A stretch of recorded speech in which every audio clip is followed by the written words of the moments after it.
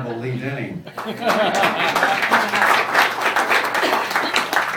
Well, that was handy, wasn't it? Well, this is an honor to be here today and start out. I'm so excited about the crowd that we have. This is a good cross-section of the city, so I hope that we maintain this during our legislative season. You know, this is like when you're a racehorse and you're in the stanchion and the race is about ready to start, and the gun doesn't go off and doesn't go off and you're just fighting that stanchion. That's about how we are for a session to start, because we do start Monday at 12 o'clock. We got the schedule that we will convene straight up 12 o'clock. The Senate will join us at 12:30, and then the Governor Fallon will give her state of the state at 12:45.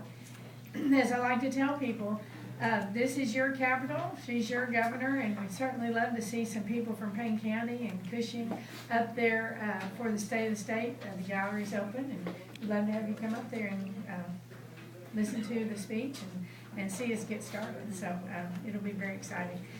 On the House side, we are busy putting bills into committees. We filed a little over 1,200 bills. I think you've seen that in the newspaper, between bills and joint resolutions and House concurrent resolutions and all the different kinds of resolutions. And I think you guys turned in a little over 800. 2,000 is always. Yeah, so we have about 2,000 measures that are going to go back and forth between the two houses. On the House side, we have an 8-bill limit. On the Senate side, they have an unlimited amount, so that's why we get close to the same number. So a lot of times we'll ask the Senate to start things because we just have a finite number of bills that we can introduce. Now, I know some of you are doing your math, and 8 times 101 is not 1,200. I learned that in school. But we do have budget bills, and the Speaker and myself can carry a few more additional bills than the 8-bill limit. So that's why the number creeps up to 1,200. Biggest problems that we worry about on the House side this year, of course, is the budget. I think we're going to take a serious look at tax credits and what we can do to eliminate the ones that aren't performing for the state as well as we think they should. And I think we're going to look at off-the-top funding, because things such as common education, career tech, can't forget that, prisons, healthcare, DHS, mental health, all those things have been cut for the last 5 years, and they're almost to where they cannot any longer receive any cuts, and actually they need additional funding. So I think we're going to take a serious look at our budget situation and what we're going to do about that. Other than that, I think we have to decide what we're going to do about the Native American Cultural Center. That's been hanging over our heads. Last year we funded several things with one-time funding, and one-time funding is simply that, one time, so those funds won't be there this year.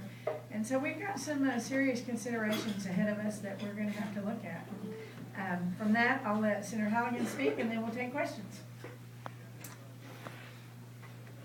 Delighted to be with you. That's my wife, Ann. I want to get that out of the way right away. I have introduced my wife, all right? Let's see, the last week we had 2 full days of hearings. We try to get ours done before the Senate comes into session. So we sat there for about 6 hours one day and 5 hours the next day. Had various entities coming by. Superintendent Hoffmeister came by for her first presentation. She hadn't had a lot of time in the office, so we were pretty gentle with her. She had requested a 5-year program to markedly enhance teacher salaries. I think we're all in favor of that. The question is always, will we have the money to do that?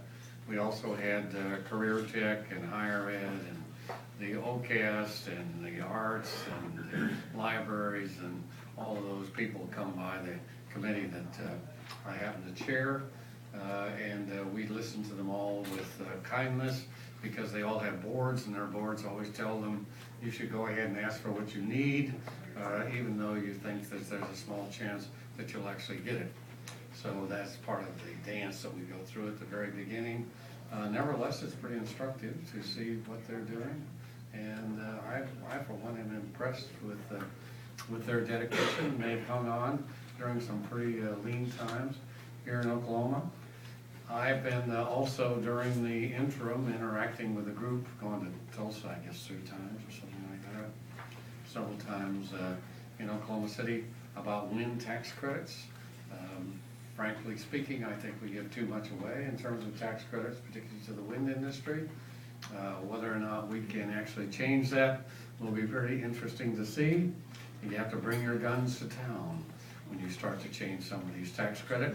Everybody loves their tax credit and feel you should take it away from the other fellow. So that's the dance that we're gonna go through. But I think we absolutely must do something, particularly about the wind tax credits. In addition, sharing what Representative Denney said, we appropriate 44% of the budget, 56% of the budget, including curb, is off the top. All the counties love it, that we take money off the top and give it to them to fix their bridges. All the people love it, but it in effect takes money from the public schools. Let's just roll this out so that we know what the actual truth is here. So we have 56% of the budget, 56, that's right, that we don't touch. It's on automatic pilot.